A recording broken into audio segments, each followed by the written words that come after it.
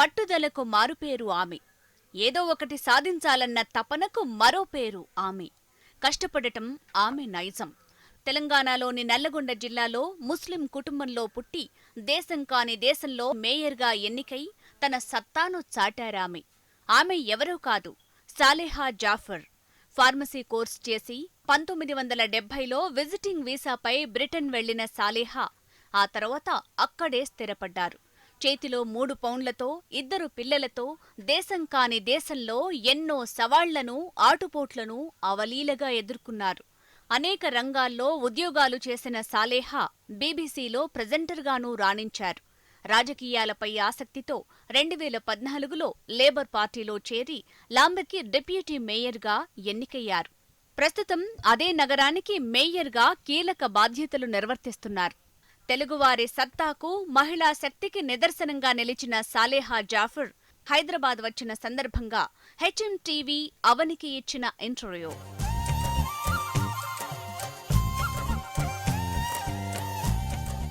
నమస్తే అండి. నమస్కారం. మిమ్మల్ని కలవడం చాలా సంతోషంగా ఉంది. నాకు కూడా చాలా ఆనందమవుతుందండి. సో ఫస్ట్ ఇక్కడ నుంచి ఎవరైనా సరే మన దేశంలోనే అత్యున్నత స్థాయికి వెళ్ళాలంటే ఎంతో కష్టపడుతుంటారు.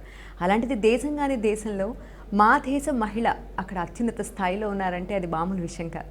అది ఎలా సాధ్యపడింది? నేను 1970లో లండన్కి వెళ్ళానండి. యాజ్ ఎ విజిటర్ వెళ్ళానప్పుడు. నేను వెళ్ళిన ముందు నేను ఫార్మసీ చేసినాను కమలా నెహ్రూ పాలిటెక్నిక్ నుండి. తర్వాత నేను విజిటింగ్ చేయాలని హాలిడే వరకు వెళ్ళాను. అక్కడ వెళ్ళిన తర్వాత మాకు చాలా మంచిగా అనిపించింది. సో నేను డిసైడ్ చేసుకున్నాను కదా అక్కడే ఉండాలని. మేము వెళ్ళినప్పుడు మన గవర్నమెంట్ అప్పుడు మనకు 3 పౌండ్లు ఇచ్చారు. 3 పౌండ్ మీన్స్ అప్పుడు 36 రూపీస్. అంతే, మన చేతిలో అంతే ఉండే. కానీ ఆ 36 రూపాయల నుండి మేము స్ట్రగుల్ చేసి ఇప్పుడు mayor అయిపోయినాను.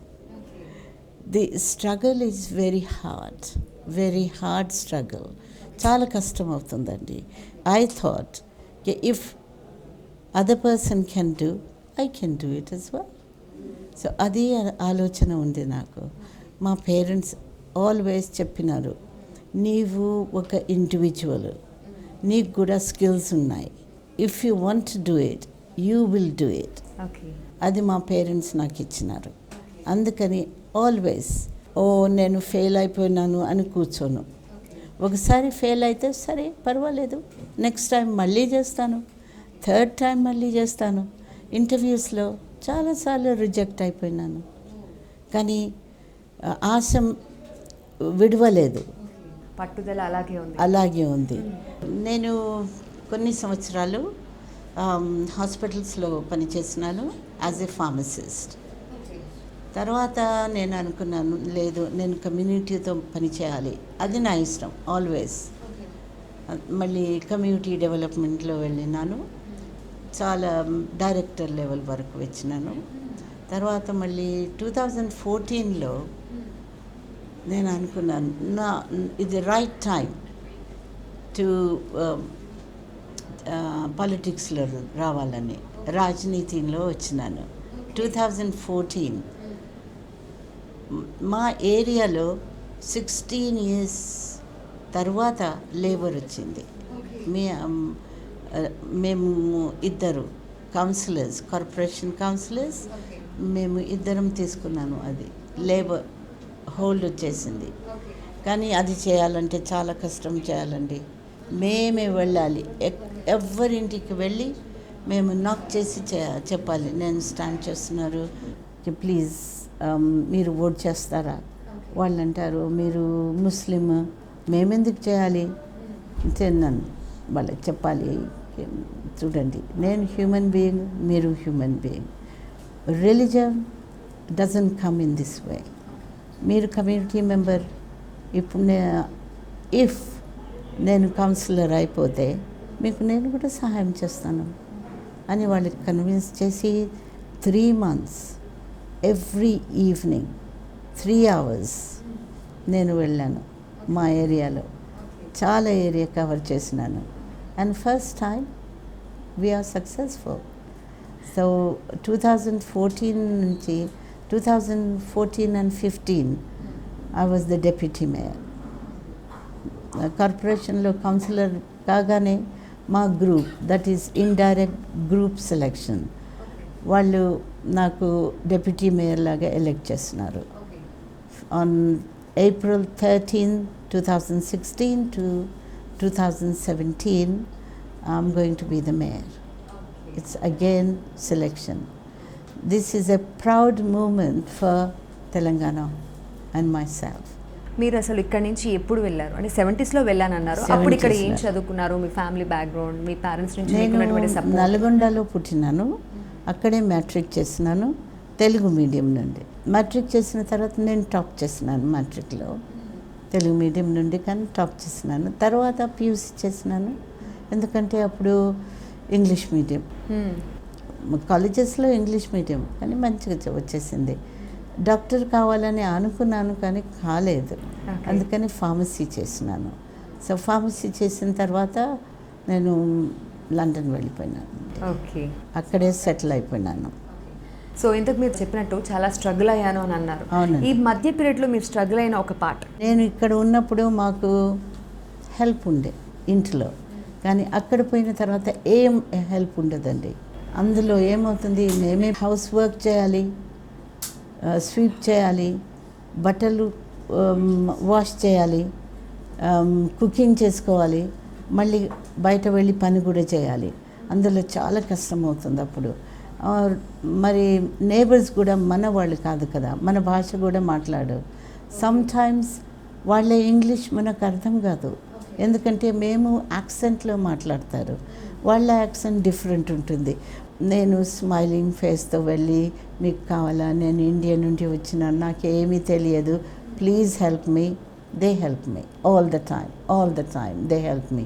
No racism, no prejudice, nothing.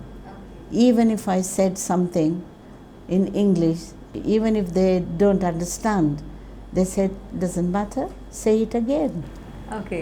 So చాలా వాళ్ళు సపోర్ట్ చేసినారు, నా కలీగ్స్ సపోర్ట్ చేసినారు, మా బాసెస్ అప్పుడు సపోర్ట్ చేసినారు. 1982 నుండి 1995 వరకు నేను బీబీసీలో ప్రెజెంటర్గా పనిచేసినాను. అదే నా జ్ఞాపకం వస్తుంది. ఇవాళ నేను కూడా మీ సీట్లో కూర్చొని అందరికీ ఇంటర్వ్యూ చేస్తున్నాను. Great pleasure to meet. Thank you. It's my honour to be with you too today.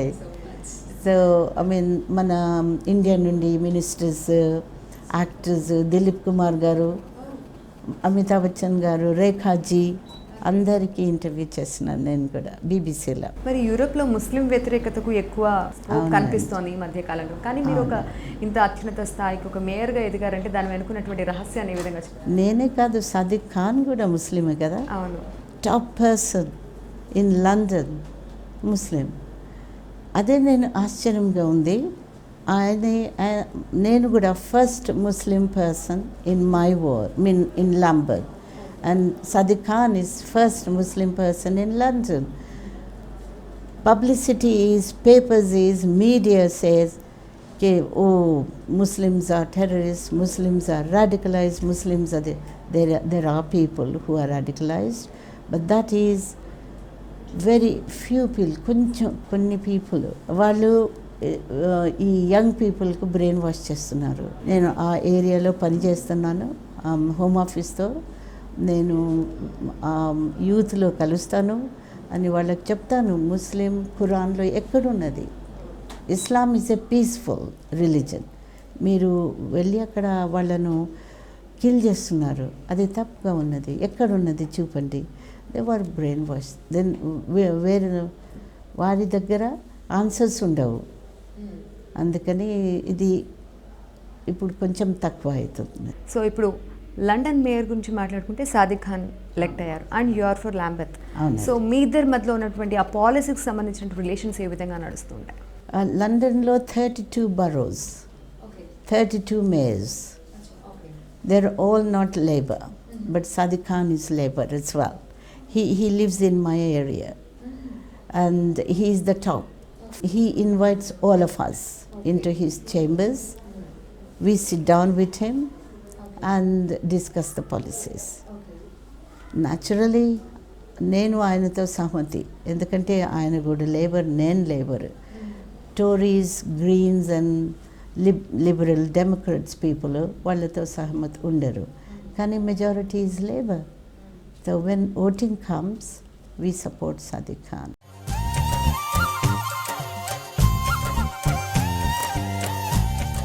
It's time to talk about policies. Like ఇప్పుడు అక్కడ మీరు చూస్తూ ఉన్నారు, మీ చేతుల మీద చాలా పాలసీస్ నడుస్తున్నాయి. అక్కడ ప్రజాస్వామ్యంలో జరుగుతున్నటువంటి అక్కడ రూల్స్కి ఇక్కడ ఉన్నటువంటి పాలసీస్కి డిఫరెన్స్ ఏ విధంగా ఉన్నాయి? కార్పొరేషన్ స్టైల్ ఈజ్ సేమ్, చాలా similarities. Election, చైరింగ్, the way of procedures of the corporation, running corporation is the same. I do the same thing. Difference ఏమిటంటే మా కార్పొరేషన్లో public is allowed. They can shout at us, they can talk to us, they will shout and shout, we have to listen to them. ఇక్కడ లేదంట, వాళ్ళు మాట్లాడుకోలేదు. అక్కడైతే అది కూడా అలా ఉంటుంది. Directly they can say something. What we do is we consult with communities. వాళ్ళు ఏం చెప్తారు, మేము అది తీసుకుపోయి మన గవర్నమెంట్కి చెప్తాము. వాళ్ళు బడ్జెట్ సెట్ చేస్తారు, కానీ బడ్జెట్ సెట్ ఈజ్ ఒక సంవత్సరానికి ఒకసారి.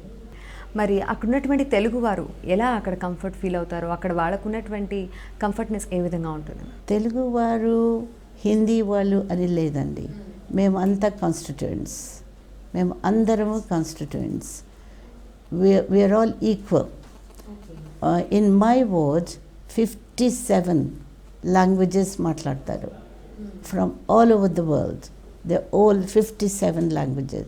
Okay. But we treat them as equal. Everybody is very important. Individual person is important. So British వాళ్ళతో మనం వ్యతిరేకతని ఇన్నాళ్ళు చేసాం అన్నమాట ముందు, మరి ఫ్రీడమ్ వచ్చేంత వరకు. సో మరి వాళ్ళలో ఎలా కలవగలిగారు? ఫ్రీడమ్ వచ్చేసిన తర్వాత మేము చెప్తాం వాళ్ళతో, మీరు వచ్చి మాకు ఇట్లా రూల్ చేస్తున్నారు చూడండి, మేము మీకంటే స్కిల్ఫుల్. ఫర్ ఎగ్జాంపుల్, మన డాక్టర్స్ స్ట్రైక్లో పోతే హాస్పిటల్ అంతా కొలాప్స్ అయిపోతుంది. They depend on us. Indian doctors are doing very well in IT, in science and technology. Indians are very high, very high.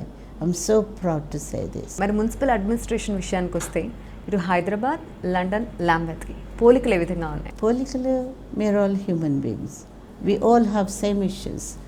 ఏం కావాలి ఎవరికైనా? ఫ్యామిలీకి ఇల్లు కావాలి, జాబ్ కావాలి, మంచి ఎడ్యుకేషన్ కావాలి. అక్కడ కూడా similar, same thing. Everybody wants the same thing. The difference అక్కడ ప్రజా క్యాన్ చెప్తారు మనకు, అందులో మేము ఇంప్లిమెంట్ చేయాలి. ఇక్కడ కూడా పాలసీస్ అట్లనే అవుతాయి కదా, ప్రజా సంక్షేమ పథకాలు చాలా ఉన్నాయి. అంతే మరి ఆ పోలికల్లో. అవునండి. ఏదైనా సరే అక్కడ ఏ నీడెడ్ కావాలో ఇక్కడ కూడా ఇక్కడే అదే ఉంటుంది. ఫైన్. ఇప్పుడు తెలంగాణలో మీకు ఆల్రెడీ డబుల్ బెడ్రూమ్ ఇళ్ళు గురించి తెలిసే ఉంటుంది. అవునండి, చాలా గొప్పగా చెప్పుకుంటున్నారు. అవునండి. So same the thing, community housing అనేది అటువైపు కూడా చాలా ఫెమిలియర్. అలాంటి వాటికి ప్రభుత్వం ఎలా సపోర్ట్ చేస్తోంది? మేము ట్యాక్స్ పే చేస్తున్నాం కదండి, గవర్నమెంట్ కలెక్ట్స్ ట్యాక్సెస్.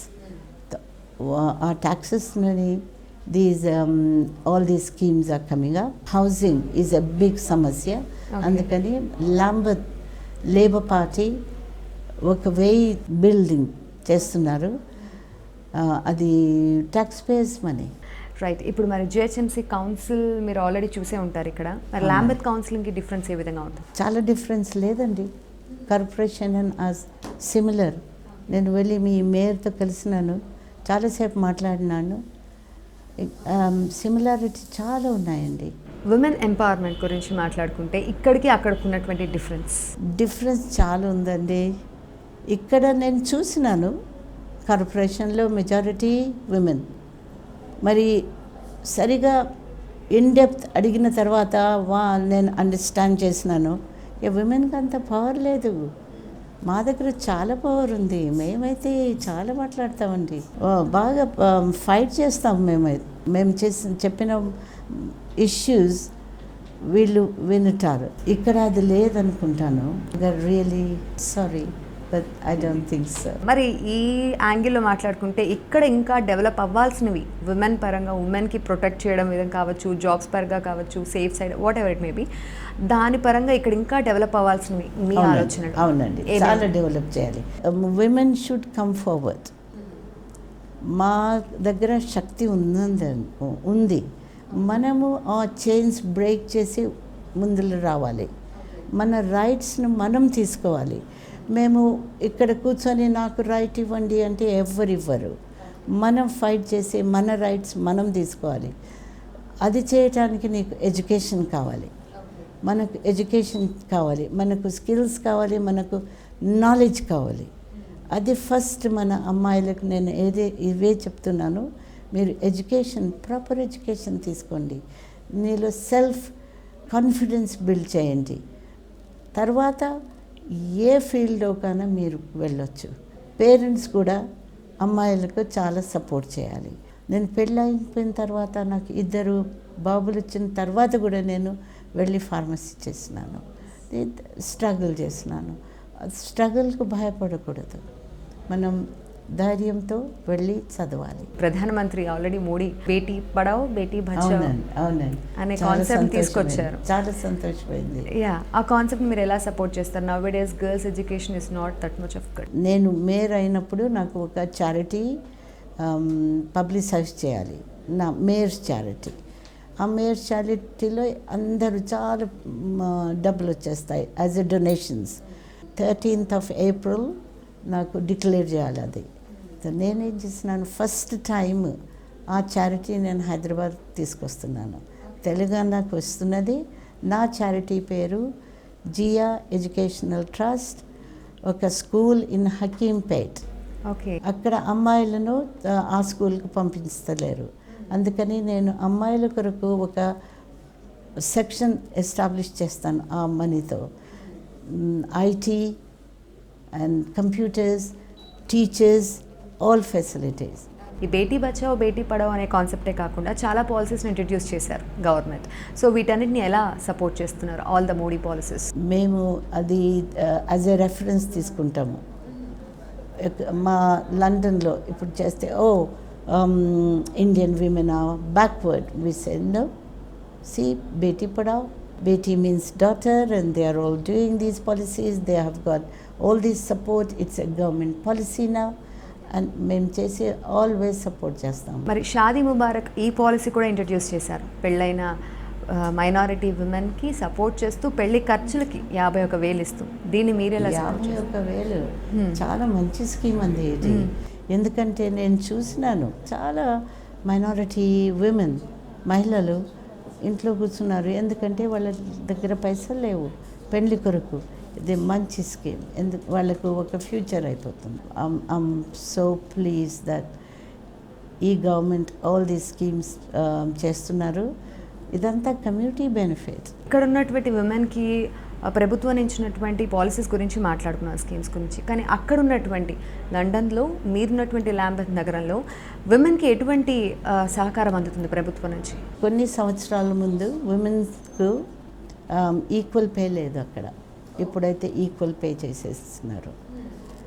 డిస్క్రిమినేషన్లో టాప్ జాబ్స్లో director levels, corporate directors women లేరు, very few women.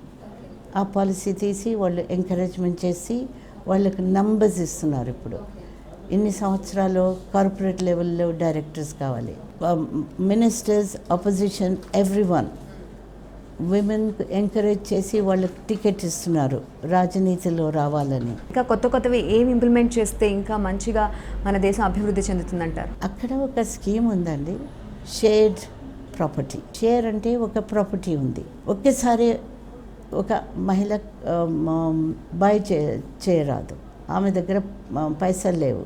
They have a quarter what ever money, డబ్బులు ఉన్నాయి, ఆ మనీ ఇచ్చేసి అంత పోర్షన్ అమ్మాయి మహిళ పేరు మీద రిజిస్టర్ చేసేస్తారు. The rest of the portion rent ఇచ్చి కొంచెం కొంచెం పైసలు జమ చేసి ఇందులో పెట్టేస్తారు. 5 ఇయర్స్లో 6 ఇయర్స్లో ఆ ప్రాపర్టీ ఆమెకు వచ్చేస్తుంది. ఇది సువిధ ఉన్నది అక్కడ. సో అలా లైఫ్ని మిగతా లైఫ్ అంతా కూడా గవర్నమెంట్ ఇలా గవర్నమెంట్ అక్కడ చేస్తున్నారు ఓకే ఫైన్. మహిళల కొరకు. ఓకే దెన్ వాట్ అబౌట్ రేసిజమా? రేసిజం ఎక్కడ లేదండి. కొన్ని దేశాలలో రిలీజన్ మీద రేసిజం ఉంటుంది, కొన్ని దేశాల్లో రేస్ మీద రేసిజం ఉంటుంది, కలర్ మీద ఉంటుంది ఉన్నది. కానీ లేబర్ పార్టీలో రేసిజం లేదు. Equal opportunities very strongly. ఎవరైనా రేసిజం చేస్తున్నారు, ఈవెన్ ఇప్పుడు ఎవరైనా కమెంట్ చేస్తే, ఓ నీవు ఇండియన్ నుంచి వచ్చినావు, ఓ నీవు లేదు బాగలేదు, అది బిగ్ క్రైమ్. అంత స్ట్రిక్ట్ లేబర్ పాలసీస్.